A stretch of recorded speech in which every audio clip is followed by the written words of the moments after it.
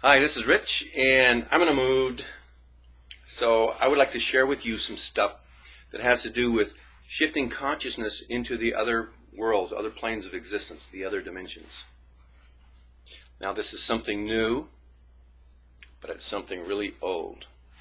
It's something that's a big secret that everybody knows that most people don't get. It's like the truth is right here before our eyes, and it's so obvious that we miss its value. And I'm talking about kids these days, and they're not all kids, but young people, I'm noticing it more. They're able to see vivid imagery, close their eyes, and they can mentally see in their mind's eye. Visions. They can imagine an apple, and it's very vivid and bright. They can imagine a classroom, and without even thinking about the details, you get the maps on the wall, you got the tile, you got the curtains, you got the desks, chalkboard. They don't have to consciously think. Blackboard, green board, whiteboard. It's just, they can go, oh, a classroom, yeah, boom. And it might be a classroom they've seen in real life. So they might think they just brought up a memory. And they go, wow, what's the big deal? Exactly. I'll get to it in a sec. Other people, they'll imagine a classroom or a lake, a beautiful pond, a mountain range, a sunset. Some people can just, they're really good with their visualization skills. Not everybody. I'm not. But I want to share this for people who do have this really excellent visualization, creation in consciousness, visions and images and stuff, okay? And if you know anybody like this, share this video with them.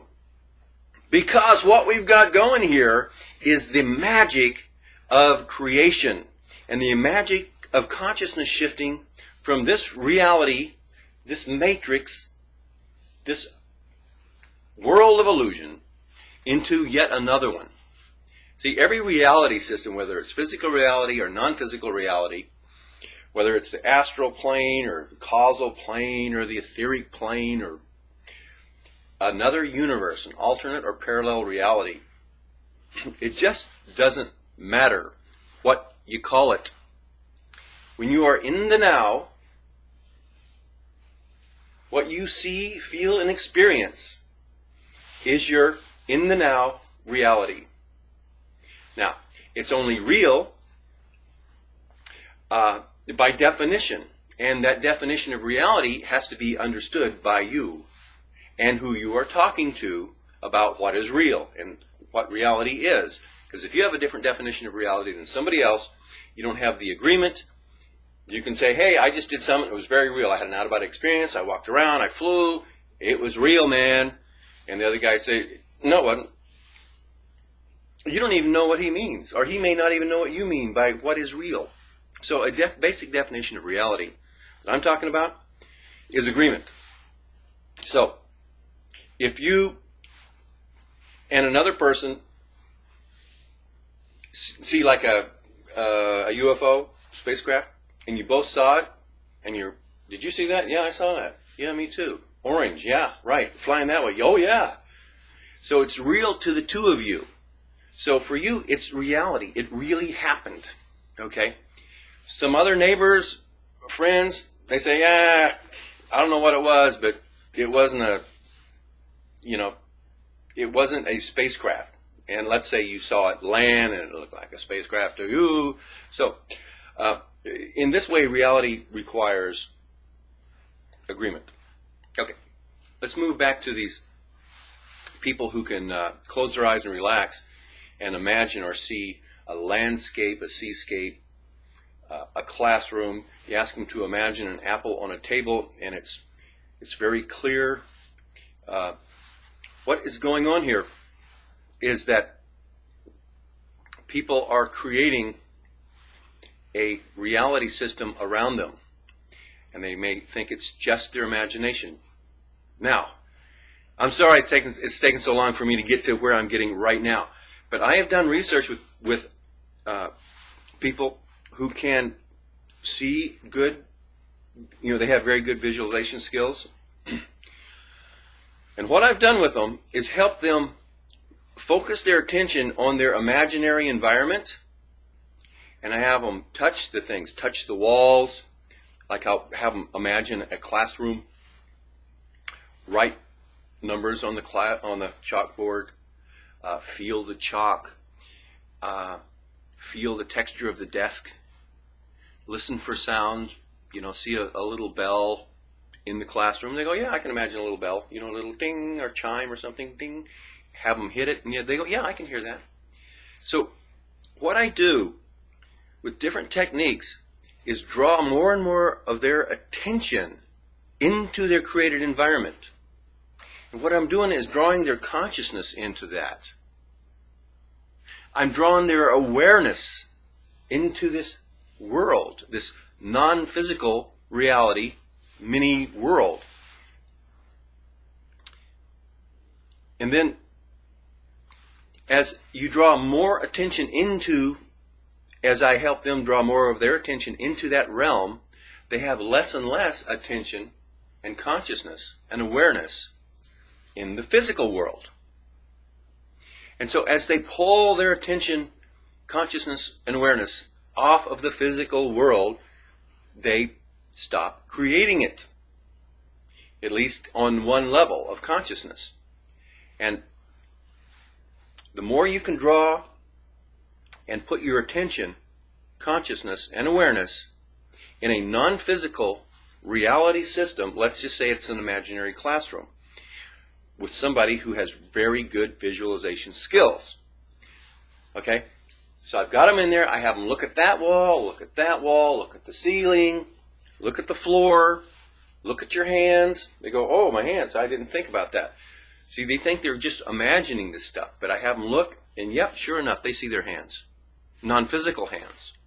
Okay. Now, the trick into shifting consciousness into other worlds and other realms, alternate realities and such, has to do with this ability to draw your attention and consciousness into the now that is the non-physical reality system that you're in. Okay? Does it make sense? Okay. I can literally have somebody say, okay, imagine a tree. They go, okay. All right, good. What's the tree look like? And they go, oh, it's kind of an oak tree. It's about like this. Good. Shift your consciousness or your point of view in closer to it. Yep. Okay, can you see any details on the bark? Oh, yeah. Explain that. They explain it. Okay, look down at the ground. Yep. Okay, do you see dirt or grass around? Oh, whichever. I can create either one. Well, create grass. Boing, there's grass. Okay. So you and I both know that they are creating an imaginary world because I'm asking them to, well, okay, change the oak tree to a birch tree. Okay. So we all know that they are creating this with their imagination. And it's imaginary. Okay? But I'm going to show you how it gets real, really fast. So they change the oak tree into a birch tree or a tree with white bark. Okay. Touch it. Yeah. Can you notice the temperature? Yeah. Okay. Good. Okay, let's go back into the classroom. And they can just go boink. The tree disappears. They're back in the classroom. All right. Now, what I have a person do is, next, perhaps, there's a lot of different little techniques you do to draw the person's attention into their imaginary environment, right? So I might say, okay, imagine or create a bookshelf. Okay, walk over to it. All right. Look at the books. Yeah. Touch a book. Okay. Pull a book out. Yeah. Set the book on the table. Yeah. Okay. Withdraw from the book. So they move back. Okay. Move in really close to the book. Okay. Now look at the floor. Yeah. Okay, move in really close to the floor. Look at the details in the floor. And you keep doing this, and you do it with a little more finesse than the commands I'm saying right now on the camera. But what you do is you draw their attention so into this place. They are so creating this place that it becomes very vivid and very real. You do it long enough, and for the people I've worked with is like 20 or 30 minutes. It's not like hours and hours. What happens is it flips into an out-of-body experience. That realm that they're in becomes real to them. And they're able, without any effort at all, touch things, look at things, feel things, move around, fly in that environment. Now, is it still just their imagination? Okay, what I do next, sometimes, is have them find somebody to talk to. Now, that's when it starts getting crazy. Because they start talking to people, they're meeting people in this imaginary realm. And it could be children, it could be a wise old man, it could be a cobbler in a hut making shoes, it can be just anything. So you start interacting with the other beings or other people in this world. And there's so you can walk away from this experience going, wow, that was a very vivid, imagination that I have. Right. Or you might say, wow, that was real. I really talked to other people that weren't just my imagination. They were other beings there. Well, how do you know that? Well, nobody's ever going to be able to prove up that sort of experience. And that's how most out-of-body experiences are. They're in the higher planes. They're not in this reality. And in this reality, physical reality, for proof to occur, you have to have physical proof. The things don't happen in the physical reality system, so there is no physical reality proof of their, occurrence. So, it doesn't work that way. But everyone has a subconscious checklist of how they can tell they are in a real world, or it's real. They wake up in the morning, they know they're not dreaming, right? They go, well, this is real, and they don't even think about how or why they know it's real. They just know. But if you break that down, well, it's real because I can see it. I can feel it. I remember that wall was there yesterday. I have memory of what I did yesterday in this room. So we have all these little subtle things that tell us, that let us know that our experience is in physical reality. Okay. But what happens is every part of your checklist on what makes this real is in place when you have what is called a false awakening. A false awakening is like you're having a dream, you wake up from the dream, but it's a false awakening. You're not really waking up from a dream. You're waking up and you think you've woken up from your dream and you're in your real bedroom. And you get up and you walk around. It might be for just a couple of seconds or it might be for a few minutes. And you're absolutely sure you're awake and aware. And this is real. Because you've satisfied your entire checklist. And so you're good. This is real. And you get up. And then maybe you look out the window. And it's wintertime when it should be summertime. Or you look out the window and you go, there's not supposed to be a window there. And then, so something on your what is real checklist, all of a sudden there's a red check. Oh, wait, that's not right. And you go, oh my God, I'm dreaming. So it's because something didn't fit within the check sheet or the checklist of what makes this real is how you could tell that it was a false awakening. And so then you go, oh, woof, and you shift and you wake up once again in your real world, physical world. So you go, wow. Okay. So my point is that people with vivid imagery, real vivid imagery, there's a way to work this imagery so that you can move into these other realms and experiences, and they become more real than this physical world as far as touch and feel and all the other things on your checklist. You know, you emotionally, you can have an emotional interaction with another person over there. You can have memory over there. And it's just like, what's the difference? Well, it's just two different reality systems. And this physical reality system is much denser on a vibrational level, and we have some kind of subconscious commitments and obligations to come back to our physical form and do our interaction with this physical reality system. And there are a lot of beings here that we have agreements with. We all agree that this is real. Okay, but when you have an out-of-body experience and you move into another realm and you're talking to beings and people in the higher heaven worlds or Summerland or whatever you want to call these wonderful places, you go, oh my God, this is real. It's not physical, but I agree that this is an actual experience. This is not just a dream. And the last thing that needs to be understood, if you're following this philosophy or this idea of how things work, and you don't have to, you can say, Rich, but all reality systems are created with consciousness, and they are as solid as they are people creating it together.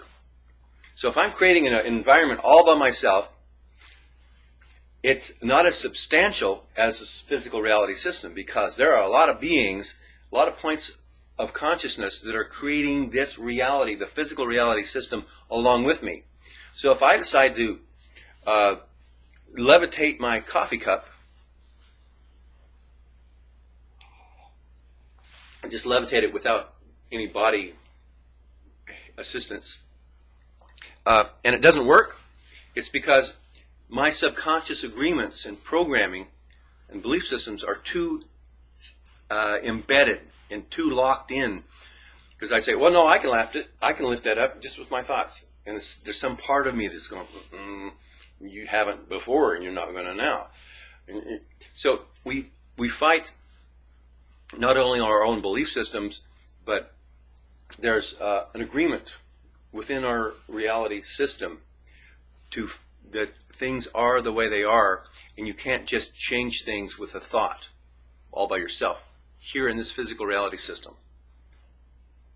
If you're in a dream world and you're the only one dreaming the world and you're creating the walls and the trees and the other people, and you say, no more oak tree, I want a birch tree, it changes quickly because you're the only one creating it. There's nobody else continuing to create the oak tree while you're deciding, I don't want an oak tree there, I want a birch tree there. You see? So your ability to create and manifest, which is always instantaneous, is working for you more, better, faster in these other planes of existence that don't have the solid rules and the incredible agreement that's going on in this world. Now, if you go into a non-physical world and you try to move a tree or change a tree from one kind to another and it doesn't work, in that world there are enough beings creating the environment a certain way. And it's agreed upon that this is the way we like it.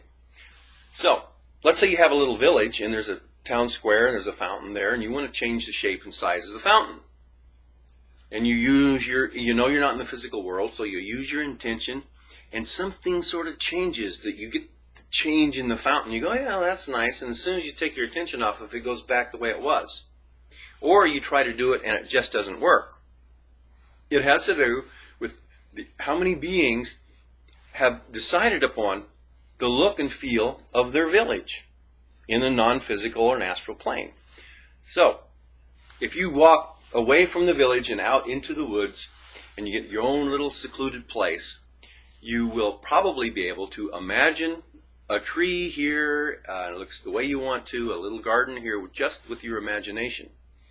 So if it works, you're in a place where you have more power to create with your consciousness without any conflicting ideas or reality creation things that the others within that environment are creating. You see?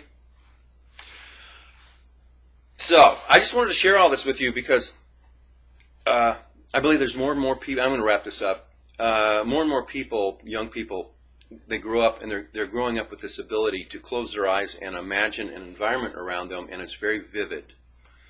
What they don't realize is with a little work, they can touch it and feel it, and it feels real. And if they can do that, they do realize that. What they don't realize, well, what I want to help people realize is that they're literally creating reality systems. This is the essence, the basic building blocks of creating universes.